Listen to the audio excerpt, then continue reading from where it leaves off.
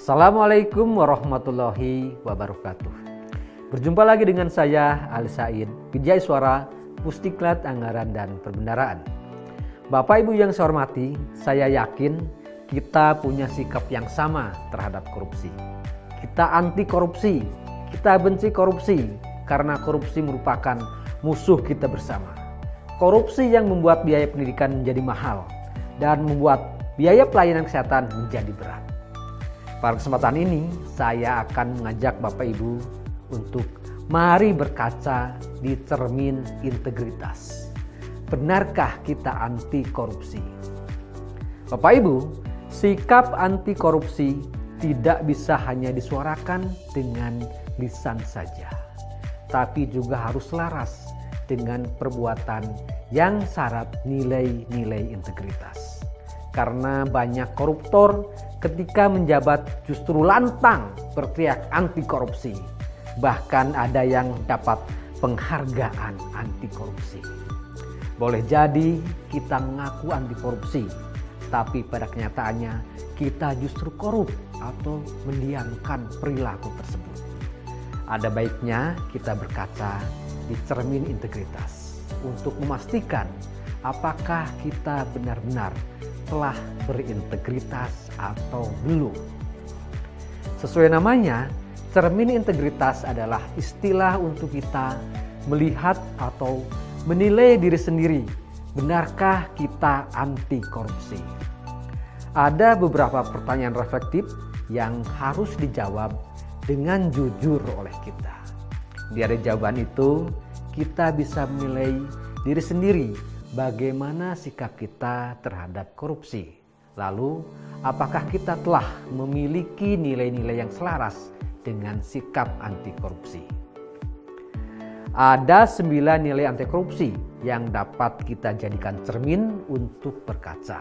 Kesembilan nilai tersebut yaitu jujur, peduli, mandiri, disiplin, tanggung jawab, kerja keras, sederhana, berani, dan adil. Kita biasa singkat dengan kata cupe mandi tangker sebedil. Cupe mandi tangker sebedil harus tercermin dalam perbuatan dan perilaku kita di keseharian. Sikap anti korupsi akan sulit terwujud jika nilai-nilai integritas ini tidak dipegang teguh dan dipraktekkan. Di video ini saya akan menjelaskan 4 dari 9 sikap anti korupsi tersebut, yaitu cupe mandi. 1. Jujur. Jujur adalah kesesuaian sikap antara perkataan yang diucapkan dan perbuatan yang dilakukan oleh seseorang. Artinya, seseorang dapat dikatakan jujur jika ia mengucapkan sesuatu yang sesuai dengan sebenarnya, disertai tindakan yang seharusnya. Contohnya, beranikah kita mengakui kesalahan-kesalahan kita? Mungkin kita pernah melakukan pelanggaran, apapun itu, termasuk pernah menerima gratifikasi atau pernah melakukan tindak pidana korupsi, baik disengaja atau tidak. Kedua, peduli. Peduli adalah sebuah nilai dasar dan sikap memperhatikan dan bertindak positif, proaktif terhadap kondisi atau keadaan di sekitar kita. Peduli adalah sebuah sikap keberpihakan kita untuk melibatkan diri dalam persoalan, keadaan, atau kondisi yang terjadi di sekitar kita. Orang peduli adalah tandanya orang baik. Sudahkah kita peduli sama lingkungan sekitar kita? Contoh yang paling sederhana, ketika di jalan kita menemukan duri atau pecahan beling yang berpotensi membahayakan orang lain. Apakah hati kita tergerak untuk menyingkirkannya supaya tidak ada orang yang celaka?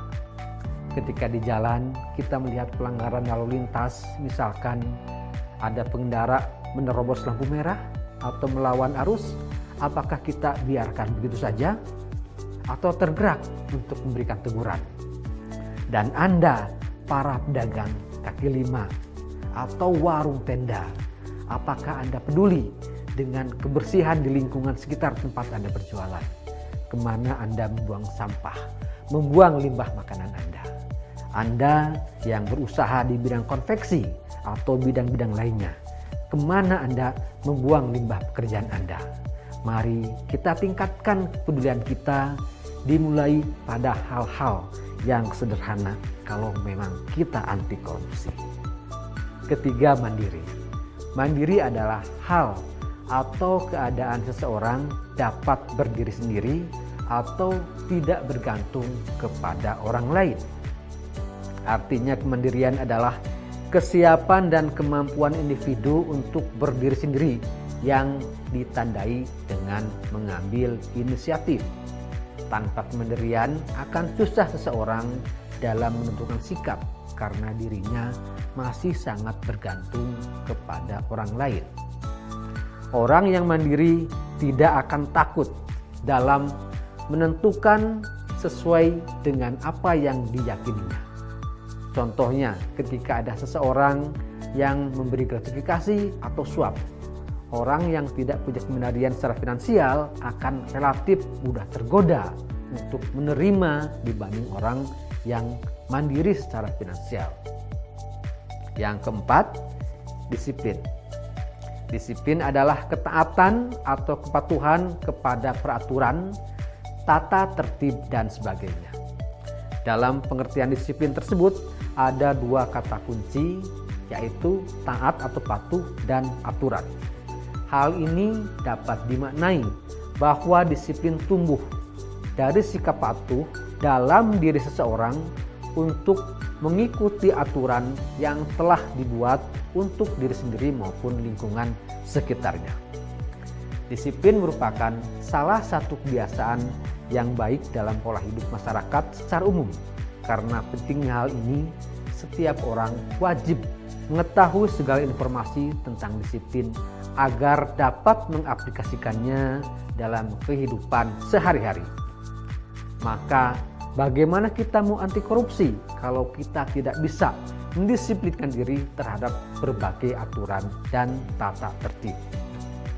Bapak Ibu, mari kita tumbuhkan dan pelihara integritas kita dengan menanamkan nilai-nilai anti korupsi, yaitu kejujuran, mengembangkan kepedulian, kemandirian, dan disiplin.